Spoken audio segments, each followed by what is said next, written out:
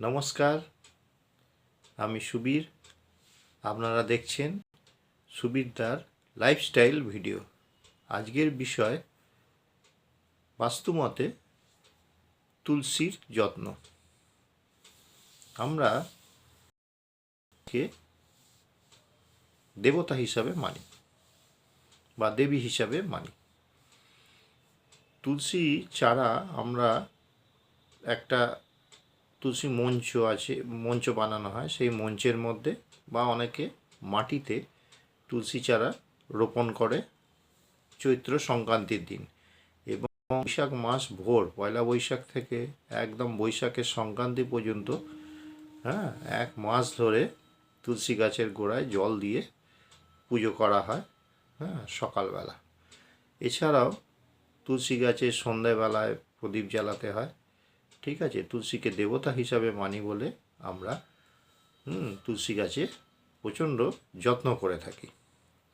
এবার হচ্ছে তুলসী সঠিক জায়গায় রোপণ করতে হয় বা তুলসী গাছ পুঁততে হয় সঠিক জায়গায়। সেটা হচ্ছে বাড়ির উত্তর দিকে বা উত্তর পূর্ব দিকে তুলসী গাছ রাখতে হয় বা তুলসী মঞ্চ স্থাপন করলে এই উত্তর দিক বা উত্তর পূর্ব দিকে স্থাপন করতে হয়।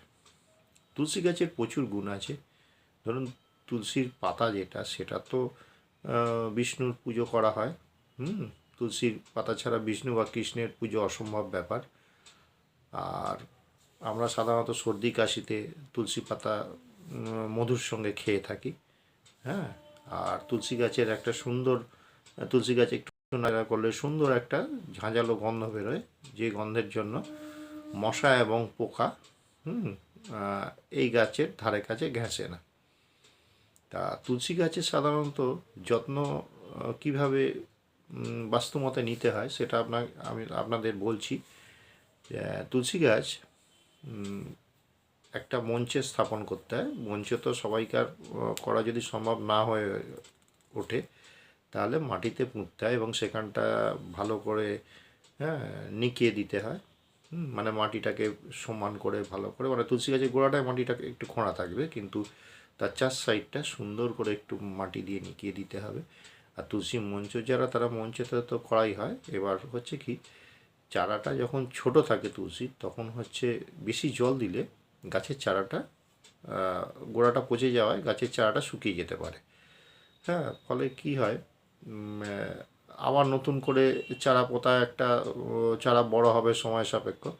তাই তুলসী গাছ যেখানে পুঁতবেন সেখানে নির্দিষ্ট ভালোভাবে মাটি দিয়ে করে সেখানে তুলসীর চারাটা রোপণ করুন। সেটা উত্তর দিক বা উত্তর পূর্ব দিক হলে খুবই শুভ। বাড়ি জল দিন, পুজো করুন সন্ধ্যা দিন। একটা জিনিস আপনারা তখনই বুঝতে পারবেন, দেখবেন যে তুলসী গাছকে তো আমরা যত্ন করে থাকি এবং যত্ন করার পরেও অনেক সময় দেখা যায় যে তুলসী গাছ আস্তে আস্তে কালো হয়ে শুকিয়ে যাচ্ছে। কোনো পোকার আক্রমণ নয়, মাটিটা ভালো আছে, সব কিছু আছে। তখন বুঝতে পারবেন যে আমাদের কোনো একটা বাড়িতে বিপদ আসতে চলেছে। সেই বিপদটার পূর্বাভাস হচ্ছে এই তুলসী গাছ শুকিয়ে যাওয়া। তুলসী গাছ কী হয়, তুলসী গাছ থেকে তো আমরা পজিটিভ এনার্জি পাই, কিন্তু বাড়ির মধ্যে যদি কোনো নেগেটিভ এনার্জি কিছু থেকে থাকে, তাহলে কিন্তু তার প্রভাব তুলসী গাছের ওপর দিয়ে যায়। প্রথমে হচ্ছে তুলসী গাছ শুকিয়ে যাবে, আস্তে আস্তে একদম শুকিয়ে কাটি দেখা যাবে, গাছের পাতা থাকবে না। তখনই বুঝতে পারবেন যে একটা খারাপ জিনিস বাড়িতে ঘটতে চলেছে বা হওয়ার সম্ভাবনা আছে। ঠিক আছে, তা অযথা আবার এই ব্যাপারে ভয় পাবেন না। যেমন ভাবে প্রতিদিন প্রত্যেহ তুলসীর পুজো করেন, তেমনই পুজো করুন।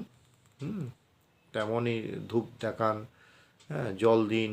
ঠিক আছে, সন্ধেবেলা প্রদীপ জ্বালুন, ভক্তি করে প্রণাম করবেন প্রত্যেক দিন।